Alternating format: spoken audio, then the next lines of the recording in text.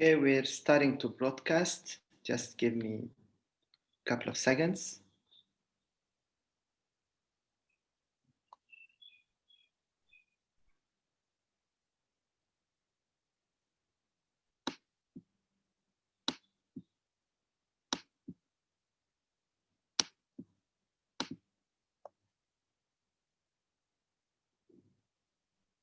Okay, we're starting to broadcast. Just give me a couple of seconds. Hello, good afternoon, good morning, everywhere around the world who are attending our session today. I just need to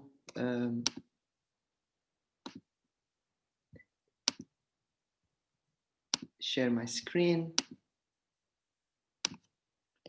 All right. So, welcome to I4G Talks. This is our season 2. And the series of this season is going to last for about 3 months. And the topic will be about Tech for Good series. We decided with the team to start our kickoff session starting the 1st of September about disability and entrepreneurship in the times of coronavirus. And we are very, very happy here with our lineup of panelists and with young, energetic people and people with special powers who will be joining us today and telling us their stories. So my name is Ara, I'm the founder and the CEO of Stratasys and Innovate for Good. So I'll be your host and moderator today. And before we start, I just want to give some housekeeping rules. Please use the chat feature to talk to other attendees. And if you have any questions, Cheryl, my colleague, is on the other side. She will help you with any technical questions you may have. We have a BPlay platform. This is the special technology we are going to use today to make our webinar, maybe the first webinar in our region, I don't know if globally, will be fully inclusive. So Jose will explain to us now about how it's going to work. If you have any questions to the speakers, please share the chat, and there is the Q&A button that you can see in here, which you can use it. So BPlay platform, the way it's going to work, I'm just going to give you a simple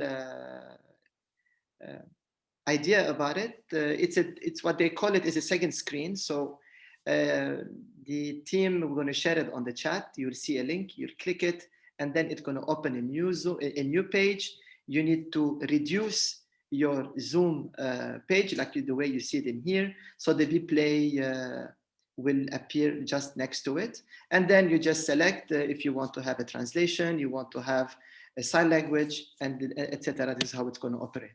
So our conversation today is going to be about total in 1 hour. We will, Jose, going to be 5 minutes talking to you about BPlay, how they're using it. It's a startup as well. I mean, it's a technology been developed 3-4 months ago. It's based in Brazil, and I was so excited when I learned about it to say, why not we test it in here? I'm sure being a new technology, there is a lot of startups with us in here today. They'll understand. We have some glitches may appear. We appreciate your patience with us and your support. And of course, the team, when the session is over, you can communicate with Jose and with Luis and Solange if you have any inquiries about the technology, etc. So, and then I'm going to give you the 5-minute opening address, why we are all of us here. And 40 minutes, we're going to have a conversation with our panelists. And then 10 minutes Q&A. All your questions will be answered after 50 minutes. And we are going first to take the questions been sent to us before. And then we have top tips from Hafza, Biken, Hamda, and Jose about startups and disability and many other things that they will share with us today. So to you now, Jose, I will take my screen off to explain to us about BPlay. Okay. Up to you, Jose. Hey, are you hearing? Yes. Okay, just a second. Okay, now maybe we're going to see my screen. Is okay? Yes. Perfect. So we are talking now about BPlay. It's accessibility on demand. I'll try to be short because we are going to explain here how you will be able to access inclusive content in any webinar, of course, when they're using BPlay. And we have to understand that billions of minutes per day they are inside webinars, and every day this is happening, and they are not inclusive. They are not inclusive. People with hearing impairment and people with visual impairment, for example, maybe they are losing many interesting things that are being told to everybody because it's not inclusive. They are not able to do it. And our 3-month-old baby here, that is Biplay. We have been doing this in Brazil for this 3 months, and we are already making this happen with big companies like Facebook and Microsoft, but it's okay. We are just testing many things, and it's the first here in the region, here in the UAE. And you know, accessibility is rising, and millions of people now around the world, they are at home. Disabled people, being employees or clients, they can produce, they can consume and continue life no matter where they are. And of course, we have to have the technological tools to make them communicate well. And we just ask, are companies prepared to exchange information with this population from their homes? What will be the future of work and consume after the pandemic period? That's why Bplay exists. It's a complete solution for transmitting accessible live or recorded content to companies, events, TV, video on demand, and theater, and also cinemas. This is our mock in a cellular, but it also works in any computer, tablet, or on any platform. And for example, if you want to see a Netflix movie, we will be able to do it because Bplay can also transmit this to a second screen. Remember this word, second screen are very interesting because you are watching this webinar, for example, in your computer, and then you can use your cellular to be your assistive technology tool to do that. I'm going to show you how it works. So Bplay is promoting access to content everywhere, remember that. This is a short video where we show how you have to do it. You just have to open our meeting at Zoom, then you have to click the desirable accessibility resource. It is going to open a web, and then you can move the screen to any place on the screen that you want. It's going to open a web page, and then you can move. I'm going to show this in real time. If you have your cellular with you right now, for example, you can just point it to your screen. If you have iPhone, for example, you just have to open your camera, and then if you point this to this screen, to this QR code, it's going to show you a web page. Then you're going to open this in Safari. If you have another cellular, for example, Android, if you have QR code, you are going to open this. Okay, we don't have QR code. It's not a problem because in the chat, if you see in the chat, we have the links directly to the sign language and to the audio description. So any webinar, we can start like that with the QR code.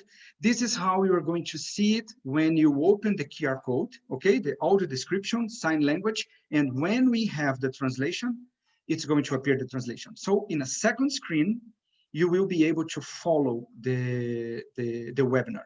Audio description, for those who doesn't know, necessary and relevant information of audiovisual works, such as scenery, customs, actions, gesture, expressions.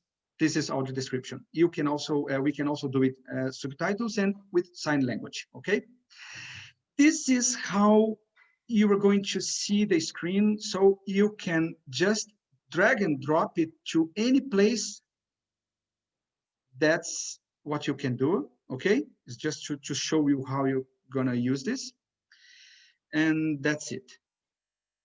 Now I'm going to stop sharing because I think that everybody, if you have any question, please ask our people in the chat box. They will be able to help you.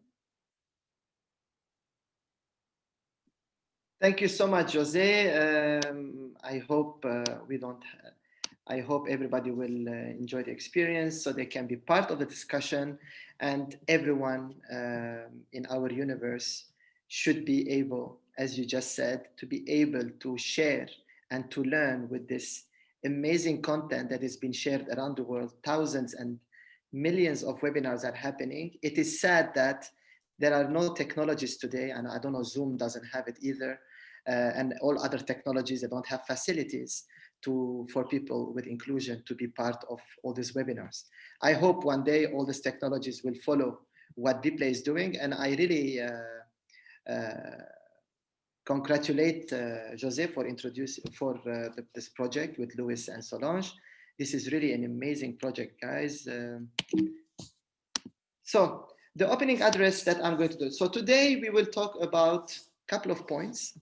The most important part of our discussion is about to learn the story of Jose, who came from Brazil to Abu Dhabi a couple of years ago. He was a business owner. He had over 100 employees. And then he decided, he was in tech business. He decided to come to Abu Dhabi. He'll explain why and why he moved his business to become more onto the inclusion and the tech for good more. Hamda, she is a student. She lives in Dubai and she studied in Zad University. And she has a lot of exciting stories to tell us about her entrepreneurial journey and how disability is not a disability in her mind. It's just about making it happen. Viken is my brother. You can see it's the same family name.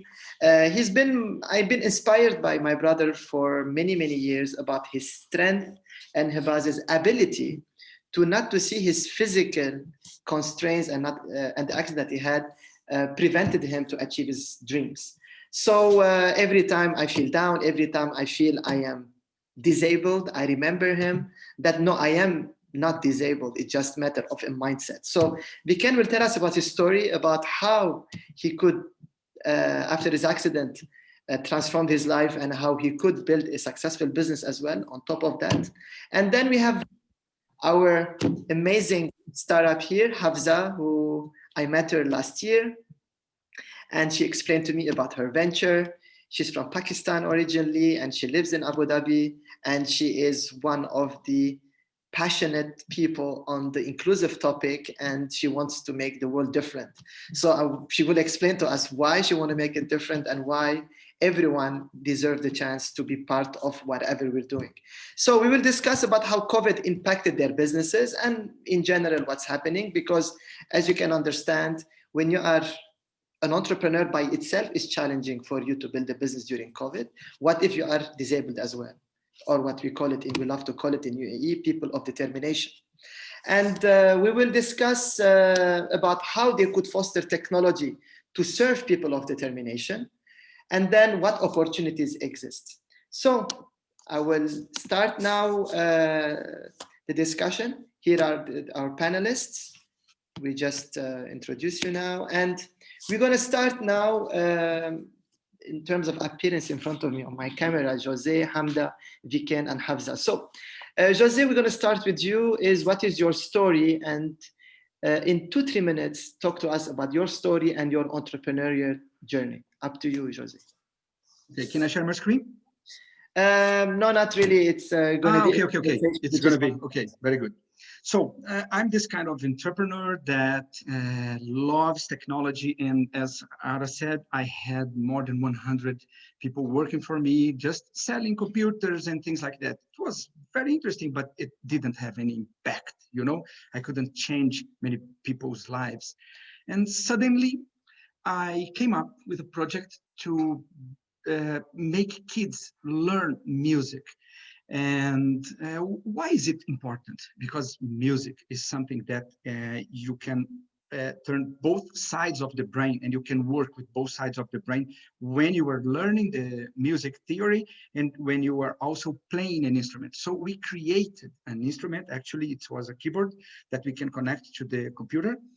And then I saw that I could change those kids' lives, and it was really amazing, because kids that didn't want to go to the schools, when they saw that there was this funny class in their schools, they wanted to go there. So of course that they were better in math, they were better in Portuguese, that is our language, and then we could teach science, we could teach history, just using music, and it was amazing.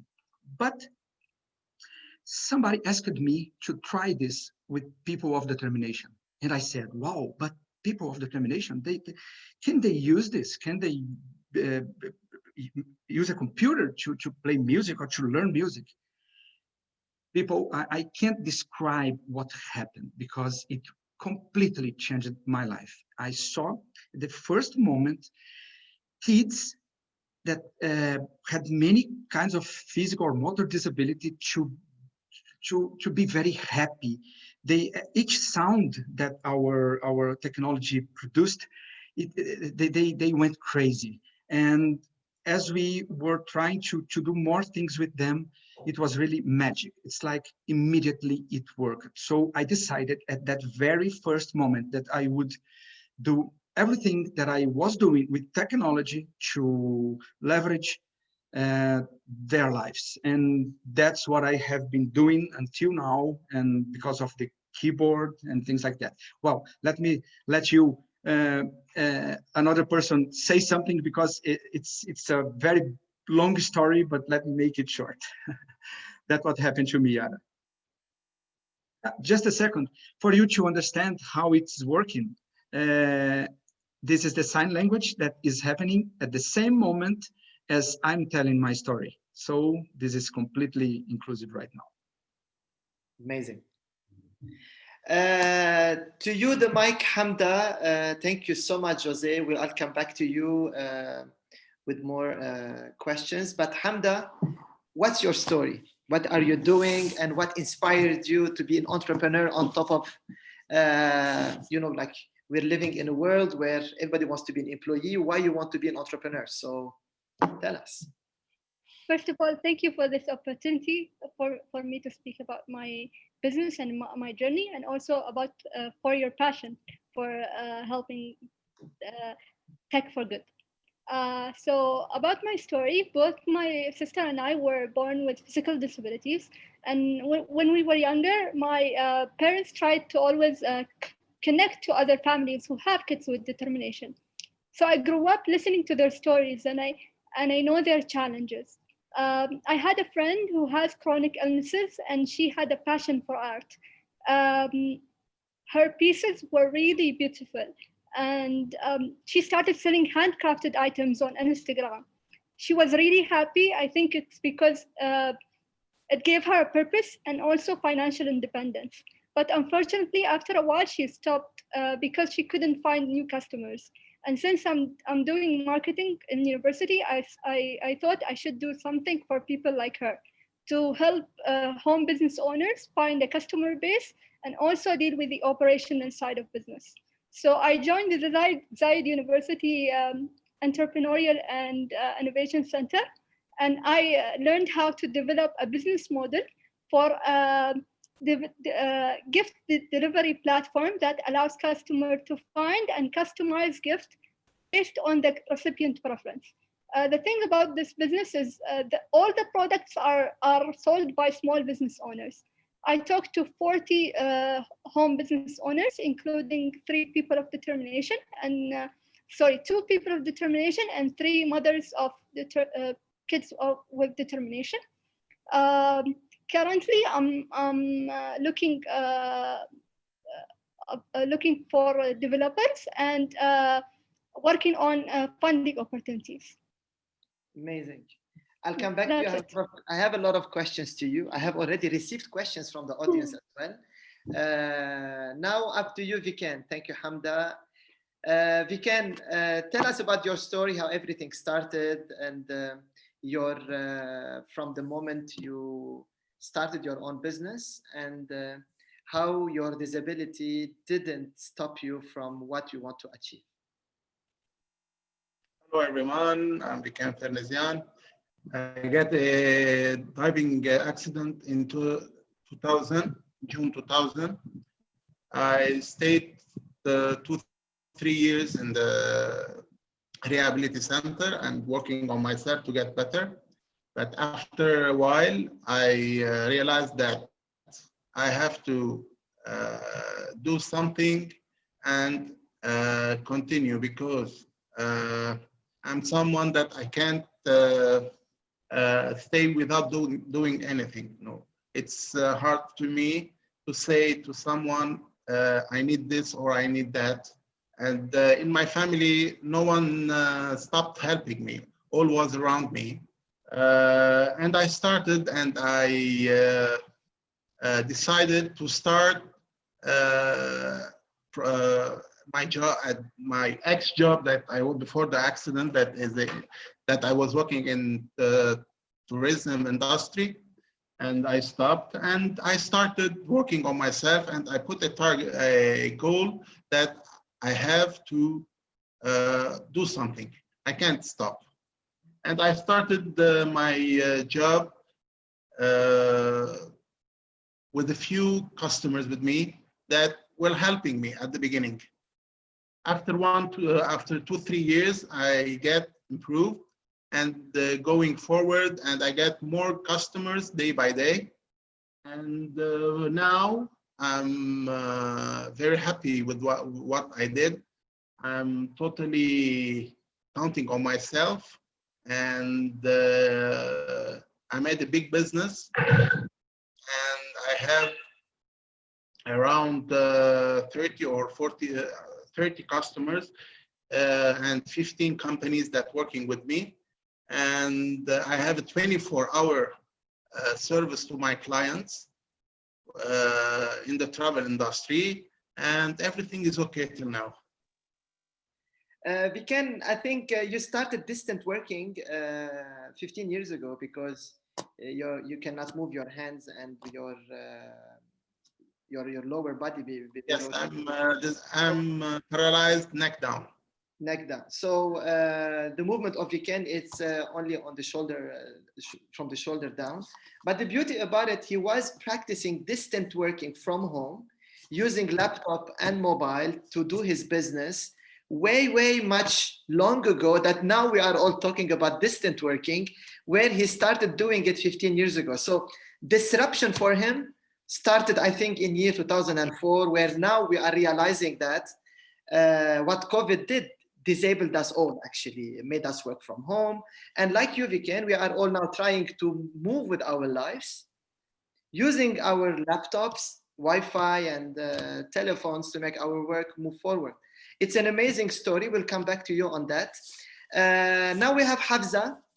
Hafza, we'd like to hear your story. What motivated you to serve people of determination, and why this business, why Abu Dhabi, why entrepreneurship? All of those questions. I mean, you could have been an employee in a very good company. You're such a talented person. Just tell us your story and why to be an entrepreneur. So thank you so much, first of all, Ara, and everybody here on this panel today. Truly inspiring people, every single one of them. I think it's so important to highlight these stories as well that we're discussing today. So for me, it really started at home. And I think one of the things that entrepreneurs and social entrepreneurs set out to do is find their own solutions, which in turn can involve. For me, I grew up with my brother, who's a person of determination himself. His name is Ahmed. When I was with Ahmed, we used to go hiking, and Ahmed actually uses a wheelchair for mobility purposes. He has spinal bifida and he thrives in life. So when I moved here for my studies and for my job, and I started getting accustomed to the term people of determination, it really started to hit me. I was like, wait a second, in like my environment at home, the word disability didn't exist. There was no barrier. So I never looked at Ahmed actually in a way where I could look at him and say he has a disability. I still don't think I'd ever be able to tell a 16 to 17-year-old that they have a disability. Ara is absolutely right. Environments disable us. My thinking could disable somebody, but a person on their own is not disabled at all. That also made me realize we come from quite the privileged backgrounds, because we are coming from extremely educated countries like the UAE, which are happy to discuss this conversation and happy to take the steps forward. But what about countries like Pakistan, like India, countries that are still underdeveloped, that could learn from the UAE, that still have a long way to go to even open this conversation or get accustomed to the term people of determination and move away from the stigma and the barriers? So I thought at this age, I'm still 25, I was like, what do I do that has purpose, and that by the end of like next 10 years, I can look back and say I really changed somebody's life? So Ahmed and I actually together pitched the idea of inclusive. a platform which creates accessible opportunities for people of determination in terms of accessible jobs, accessible events, and serves like an online hub where people can connect with each other. We pitched it to MAN, the Authority of Social Contribution in Abu Dhabi. We were very, very thankful to be selected as the top 10 winners from over, I think, 523 applications. And with Ahmed at his age of 17, as a person of determination sitting next to me and pitching, I realized that disabled is not a term that I can ever use to describe a person again. So this is a journey that I'm committed to for my life. And I'm extremely thankful and privileged, actually, that I had the opportunity to work in this now, and that I will be working in this with such amazing people, as you can see on the panel, in the years forward as well. That's amazing. Thank you, Hafsa. So before I jump to a second question, I have one question to each one of you. Jose, when I met with you, you explained to me about how you could win with your Key to Enable Technology 2 awards. And I can see every time that you are invited, whether to the US, whether to Saudi, whether to other parts of the world, about people are very interested in what you are doing. What did you learn from all of this? Why do you think the technology you developed, it's gaining so much momentum, knowing that it's not such a big market yet? Yes, actually, we can say that it's a niche market, but as you just said at the beginning, people are trying to include everybody, and things are happening in the world that now, as you gave an example of Viken, for example, he is already using this for the past 15 years, and now people of determination that were all these years unlocked inside their homes, now we are just feeling the same as they are doing now. And I think that when I show everything that we are already doing with people of determination, I think that people now are understanding how is it to be locked, how is it to not to communicate. And I think that that's why everybody wants to know more about what we are doing, Ada. Amazing.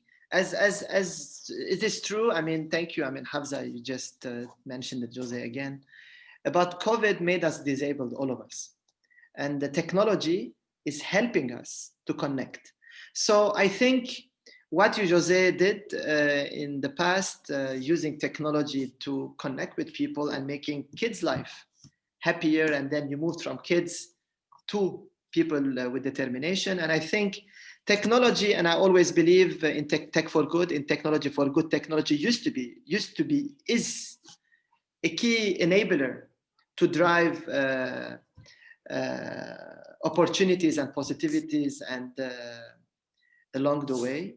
And it is certainly something we need to all be learning from. Hamda, tell us about your venture. You know, I know that you have building a business now about helping small businesses, and you didn't even start. You're thinking about helping. I mean, this is like, you know, like what I loved about your story is like you didn't even start, and you want to start helping. So I think who is helping you to build your business so you can help small businesses and you can help people of determination to use your platform to sell, and help mothers with the people that they have kids with disability to work from home and make money. So who is helping you so you can help others? I mean, practically. Actually, the person who's helping me is here today. He's my professor, Dr. Wasim Abaza. He's the director of the Entrepreneurial and Innovation Center. I guess he's listening to me right now. He is my biggest supporter. He taught me a course on social entrepreneurship, and it was my motivation to pursue this business. And he's helping me with the business plan, with pitching, with everything. And what is it that you need today for everyone listening to you? What is it that you need today to bring your business into existence? At least from an MVP, at least from a proof of concept, because I know that you have the project, but you need to execute it now. What is it that you need today? First of all, develop a developer and also funding. So how much funding you're looking? Do I say the exact number? So if you can share with us, we'll be grateful. I mean, we can talk with a lot of investors we know. Maybe they can give you backing on the idea that you have, because I know you can do it. I felt you can do it. And in our business, we like to believe in people.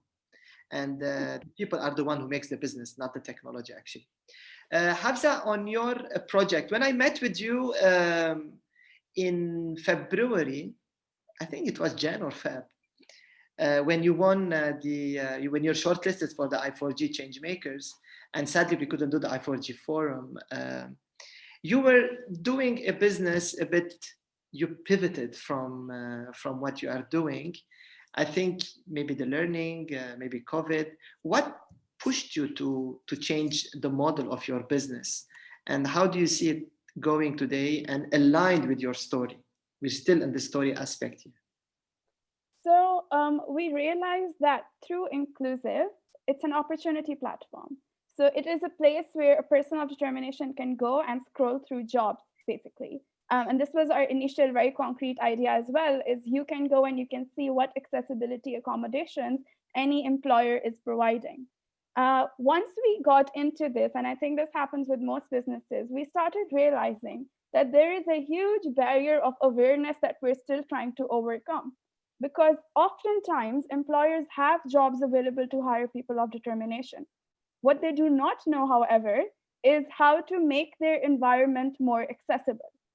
So we started sitting with organizations and started realizing we had a very strong B2B model there as well, because people of determination can operate in an environment or in mainstream jobs or mainstream platforms, but that accessibility criteria, if it's not provided, then, for example, if I as a person have a preference, and if I'm not accommodated at a job, I can also not operate to my best potential. So when we started having these conversations with a lot of employers, we started realizing that there's a huge part and chunk of this business that can merge really well. So we identified 4 different categories of inclusive events that we're choosing to excel in. We brought the first ever inclusive recipe contest to Abu Dhabi last year through the Abu Dhabi culinary season.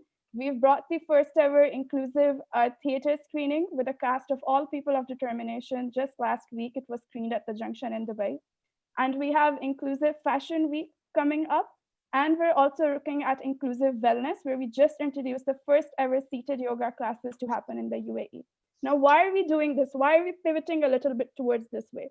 We're doing this because we want to introduce through these events and initiatives that if you have a yoga center, you can open accessible yoga. If you have a theater, you can open inclusive theater. Within whatever skill any person has, you have a level of contribution that you actually do owe to the rest of the society as your responsibility to play your part. This is why it's called inclusive. So everybody can say, I am inclusive as well. And this is something that I encourage everybody to sign up to the platform and experience, is you can sign up and you can directly say, what am I willing to contribute to inclusion? So we wanted to do more than just talk, to be very honest. We wanted to action inclusion. And we're seeing that happen right now. Amazing. Thank you, Hafsa. So I will jump to our second question. We'll start with Viken and I'll follow it with Jose. It's about lessons learned from COVID. Now, Viken is in the travel business. He lives in Lebanon as well. So as you can imagine, with the crisis in Lebanon, economic, and recently we had the bombing in Lebanon of the port of Beirut. And this is something like, there are no words can explain the difficulties that everyone is facing over there. And what about startups that are already facing a global economic crisis? There is COVID, and now there is that one. Now, and then imagine then you're disabled as well. So you can put all this combination together and you say, how can you make it? So Viken, the question is to you actually, and to everyone who's listening to us. If you combine the Lebanon's crisis, COVID, that impacted almost all industries, especially travel, and if you add on it the Beirut bombing, how you are able to cope with all of this from a business side, I'm talking, not on a personal side, and what you're doing differently to cope with it. So you were working, so in the past, you had a different business model you're working on. It was successful. And as we learned that you reached up to $1.5 million of annual revenue back in 2018 of a business portfolio. So what happened? COVID started, and how everything changed for you, and what can you tell us? And knowing that you've been in the travel business for 15 years, being you're an expert in the industry as well. So what can you tell us about you first, and how you're coping with it, and the industry as well? We start before the COVID problem. We had the economic crisis in Lebanon, and the work is getting worse here. But after COVID, everything was changed. We stopped for several months, and after we start again. But when we start again, we start with a few limits and few countries starting accepting people to go there. And now we are having more efforts and more explanations to the customers, and we're having more efforts, and everything is hard. You know, before COVID, our business, if it was $1 million, now we are having 100,000. Oh my God. You lost 90%. You lost more than 90%. More than 90%, because it's nobody's traveling. All businesses now it's going on technology and online, and most of seminars are turning to webinar. That's why we don't have lots of people traveling. That's why. So do you think that the travel industry will be back again? And if yes, when do you see? I mean, it's a different story, but the reason why I'm asking you this question now, because you need to do more efforts than ever.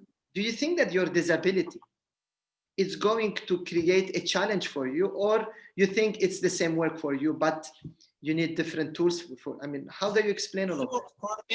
For me, it's the same. It's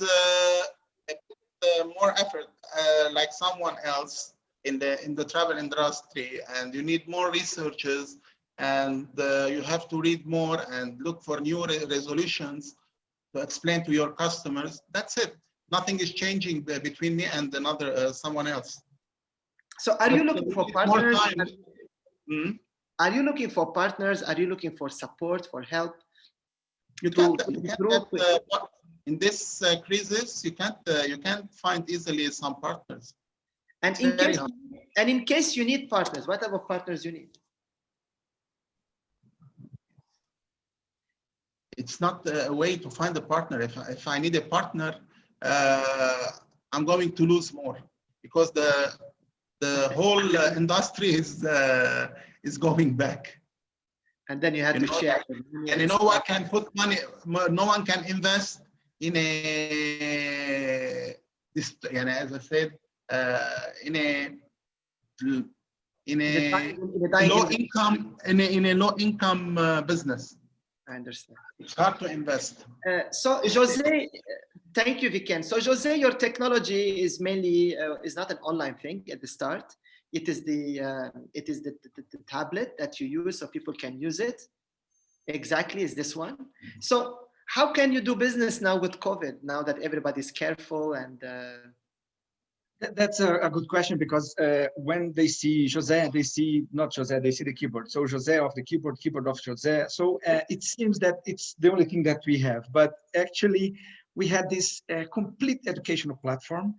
And of course, we didn't think about COVID in October last year.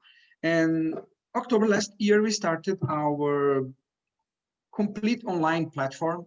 And we also started something that we call accessibility as a service. It's like parents that usually do not know what they are going to to buy or to do with some with their kids of determination, they will call us, and we are going to understand about their disabilities, and we are going to propose what we have. And the hardware part, we can ship it. It's not a big problem.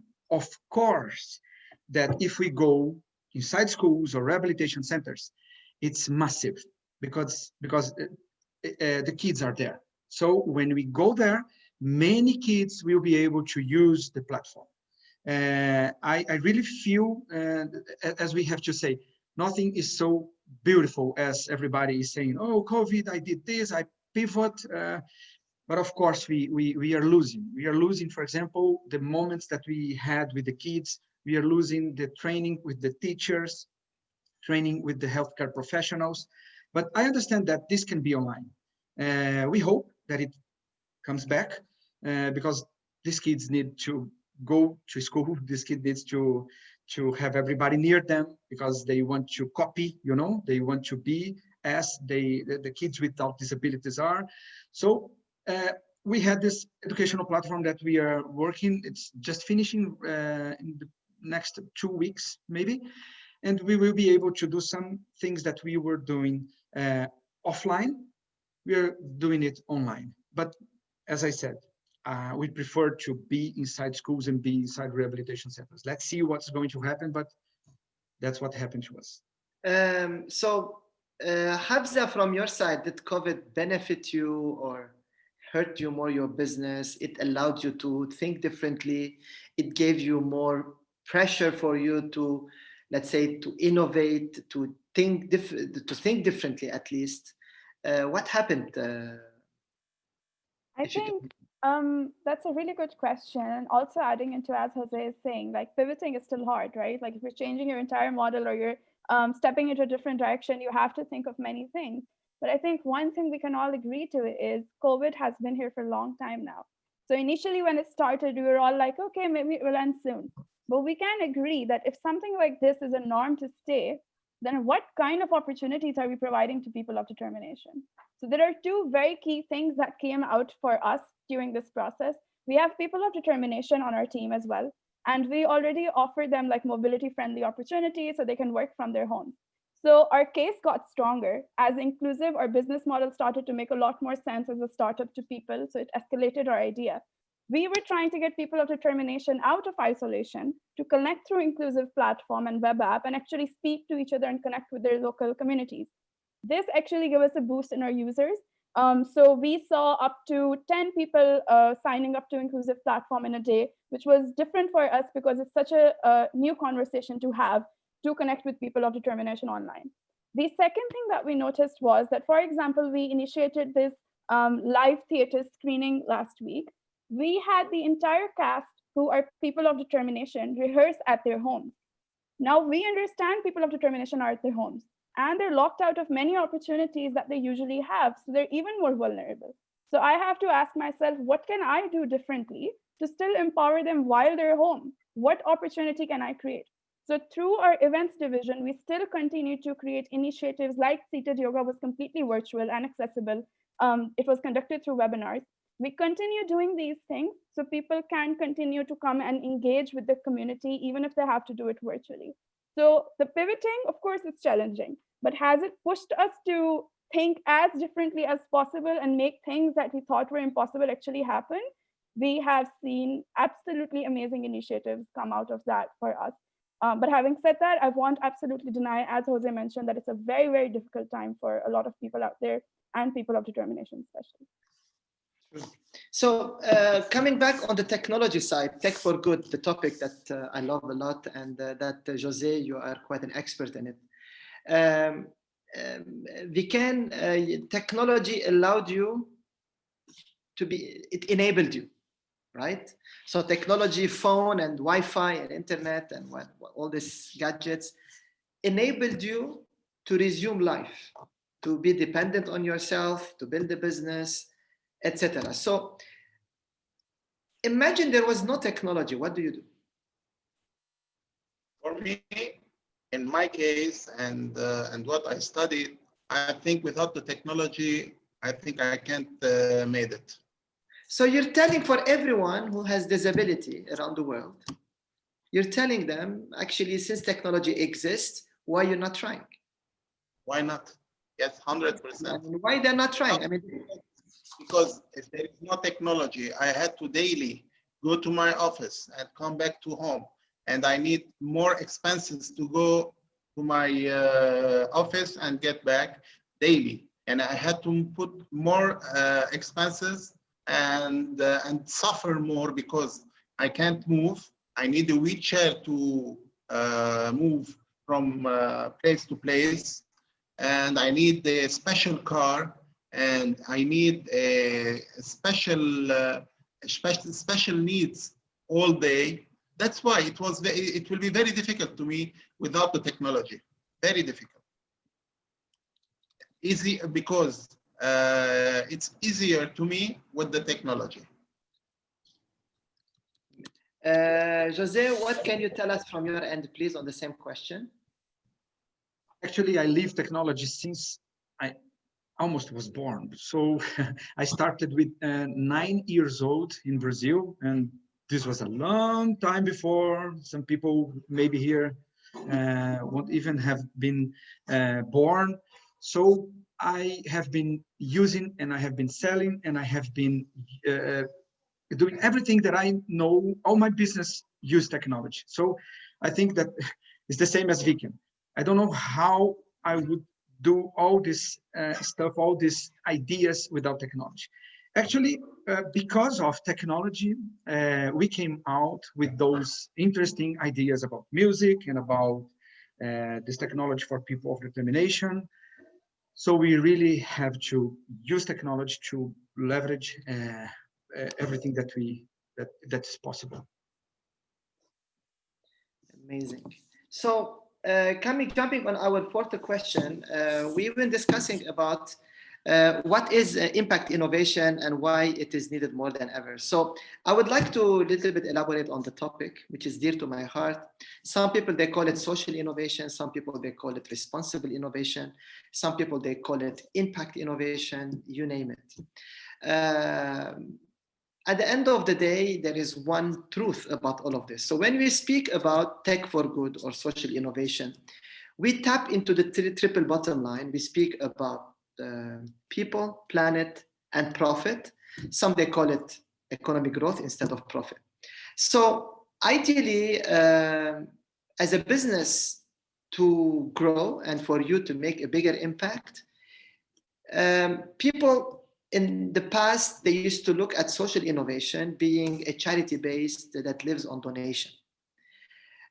Over time, things have changed. Even Bill Gates he's built his foundation, and he's known to be a philanthropreneur, which is something which is an amazing angle to look at philanthropy, that he helps entrepreneurs to build their businesses and is not about charity.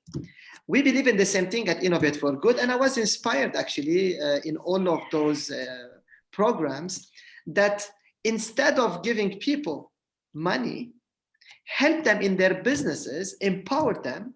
They can influence their society and communities and and they can disrupt markets, because if you want to create markets, market creation starts with a need and people to think about how to develop it. So today, imagine you go and you help people and give them money. You're helping them to be lazy. You're helping them not to rely on themselves. I mean, Viken is an example. I mean, he could easily ask for help and do nothing, and everybody would understand that. But no, he didn't accept that, and he said, no, I can't do it. So we understand there are a lot of people around the world, they don't have maybe the opportunity. And this is why I believe social innovation, people like Hafza, people like Jose, Hamda, these are people, we have a lot of change makers around the world that they're saying, we do not accept not working to enable people and empower them for them to make greater good and move forward. So you're talking about food access, you're talking about energy access, you're talking about water access, you're talking about sanitation, you're talking about well-being, you're talking about mental health, you're talking about inclusion. All of those, they fall under what I'm talking about. So first, you need to rely on yourself among anything else. I mean, at least I'm talking from a family experience and from what I'm seeing around me, which is very difficult for me to give a speech about this topic. But it's very true that the more you rely on yourself, the more you can innovate, the more you can find ways to survive and move forward. So social innovation today, and we've been hearing a lot of reports recently that impact investment is on the rise around the world. Why? Because take, for example, COVID, what it did. Yes, social innovators, impact innovators, your return on investment is not short. Investors will not do immediate money like they do with other people. You are more on a long term. So you build ecosystems, you build communities, you build businesses. So ideally for a renewable energy company, for it to start to make money, maybe it needs 10 years. But it's a sustainable business. And it's the same thing what we are talking about here. So my advice for every social innovator that exists over here, rely on your environment around you, seek for assistance, and push forward your agenda and make your voice heard. Okay, so there are platforms around the world that allows social innovation work, and I see that in the next couple of years we will start to see more entities like Innovate for Good around the world. That because it's a good business. I mean, like Hafsa, you was talking about, we discussed this before, is that we need to balance profit and purpose. So it's not like you go and you do simply do good. No, but for you to make to make a bigger impact, you need to make a bigger profit. So the greater the profit, the greater the impact.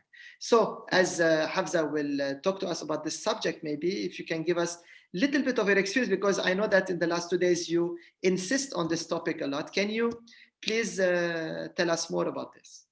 Sure, absolutely. So I think one thing that we've also realized, everybody who's in the industry of inclusion of people of determination, is whenever the term people of determination comes up, or people mention disabilities, somehow it's considered to be like a charity gift.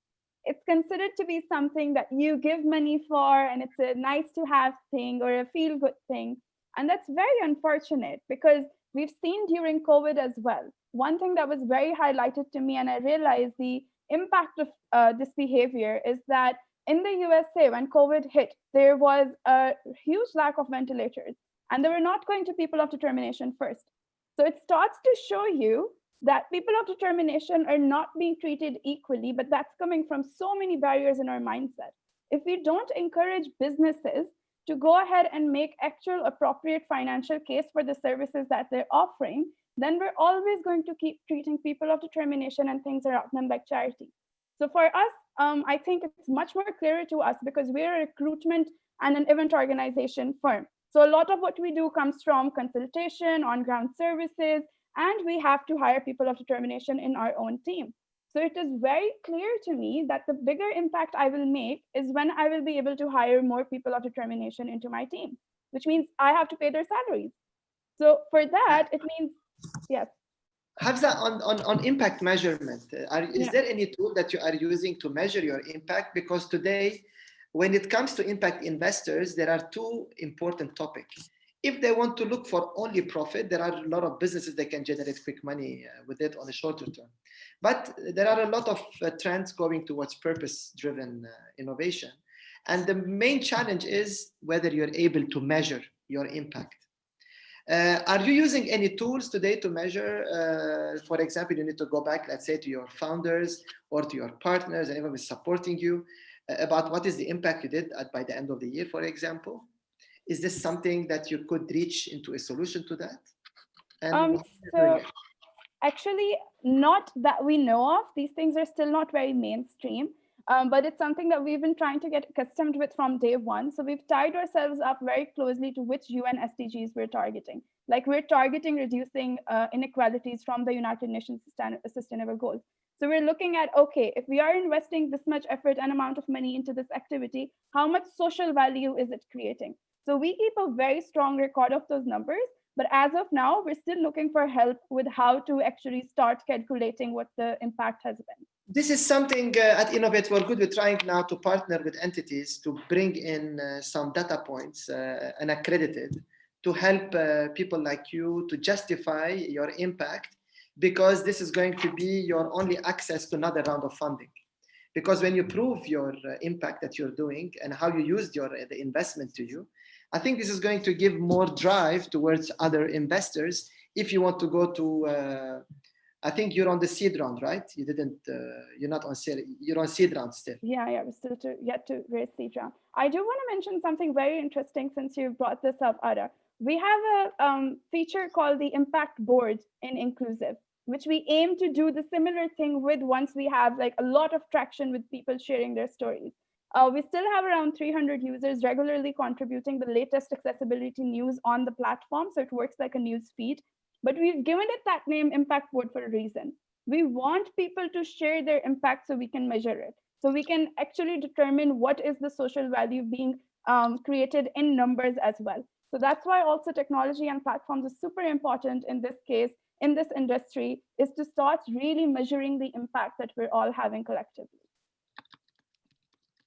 Okay, so we're going to jump from here. We still have 5 minutes to end the session. Just to share my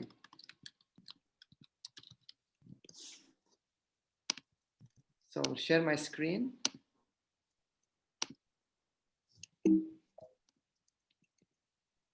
So we covered all these points, and we're going to give top tips from Hafsa. These are your tips. We're going to share it with everyone. Please feel free to take a photo shoot for the session here. Hafsa, why you gave us these 3 tips and what you're telling to everyone here?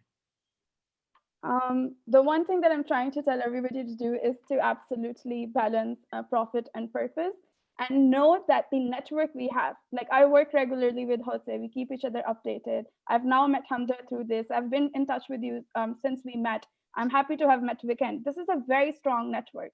The people in this industry especially are extremely valuable because of the knowledge that they have, because they're standing within their business model so in depth into the solutions that we're making. I also find that this can be a very exhausting thing because it's very much evolved around community service as well. So I really encourage everybody, like all startups, to take a break, refresh once in a while, and just keep that drive going. Yeah. I mean, thank you. I need to tell to myself as well to take a break. Jose, you need to take a break as well. I know you work very hard. So Jose's top tips, you gave something very new to me, is very interesting. I felt a bit there is a lot of disappointment here. Can you please, it's genuine, which I love about it. What are you saying? Yeah, that's because you have to tell the truth to everybody. For example, if you are failing, if you cannot do it, you have to tell, because if you don't tell, you are going to damage your business. As I saw Hafsa put it in the tip 3, you can damage your business if you don't stop for a while. You can damage your business if you do not say that you are failing. So I just put that because you have first to try something thinking that it won't work, because then you don't get too much disappointed. You have to be prepared, because if you don't prepare, you are not going to the next month, you are not going to the next 2 months, and you are going to stop, and maybe a beautiful idea is going to be lost forever.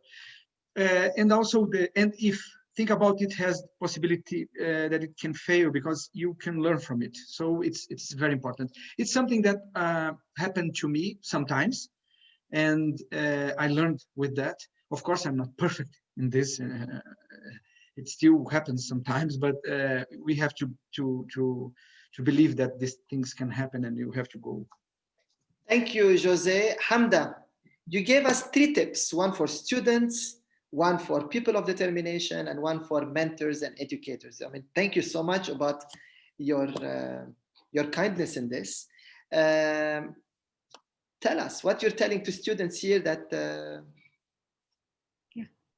So for student, I learned that most universities here and abroad now have incubators and entrepreneurship centers. So I encourage them to make use of the resources they have in university and to ask first if they do have it. Sometimes they don't know actually if they do have the support or not. For people with determination, it's very important to talk about your idea to a network to seek support. And the third one is, I think, is the most important one. For mentors and educators, put inclusion in your agenda. Seek out people of determination. Go to their events, follow their groups, and learn how you can make your programs inclusive, so you can hear from the perspective of people with determination in the entrepreneurial ecosystem. Amazing. So maybe you and Hafsa should collaborate more in the future. And we are going to make our closure for our session today with Viken's top 3 tips. This comes, I think, from your heart, from your experience, from every single cell in your body, I guess. Tell us, you're saying, don't give up. There is always a new beginning. Why you're saying that? Because if you give up, everything will ruin. Because when you believe in yourself and with your surrounding, always you can find a new beginning. And you keep telling about nothing is impossible once you have a goal. But a lot of people, they have goals and they fail. You should keep trying. Keep trying and trying and trying until you reach your goal. Believe me, at the end, you will reach. You will have it. But you have to be committed, right? That's the whole point. You have to believe in yourself and what you can do. And when you achieve your goals, you feel much stronger. And why does someone need to feel? Is it something more directed to people with disability, or you're talking in general with everyone? No, it's in general, everyone. Because when you see that you are succeed and you achieve, you feel stronger. Why? Because you will be happy that you reach your goal, and you are giving more than you expect. Okay, sorry. So I just reached the end of our session. I like to keep it very punctual, what we're doing. The next session will be about AI for good. We are discussing with some partners to collaborate with them about talking about artificial intelligence and how AI is used for the good of humanity, the planet. Today, AI is one of the most debatable technology around the world. We've seen 2 camps. Some they don't believe it's going to be good to humanity. Some they believe it's going to bring things forward. I am a pro-believer. Like technology helped Viken to become more enabled, I'm sure AI is going to help us progress further in our lives. The difference is, like anything in our life, you can use it for the good or the bad. Sugar can be used for the good and the bad. Everything can be used. It depends. Internet, some people, they use it to the good, to learn. Some people, they use it to destroy. So it's always about you. It's not about the technology. And true, we don't sometimes believe in the human nature. But we need to always believe. So we're in the camp of good doers, change makers. So we are the movement, as you can say, to bring good to the universe and utilize every technology that exists to advance for the well-being of our societies and the planet. So thank you so much, Jose, Hamda, Hafsa, and Viken. And thank you so much for BPlay team to make this session inclusive. And I hope everyone enjoyed the program today, and have a great evening, good morning, and from wherever you are in the world. So thank you so much. Bye-bye. Thank you, Ara, for everything. Thank you for your support, and thank you for your time. Pleasure. Thank you, everybody. Bye-bye. Thank you, everybody. Bye.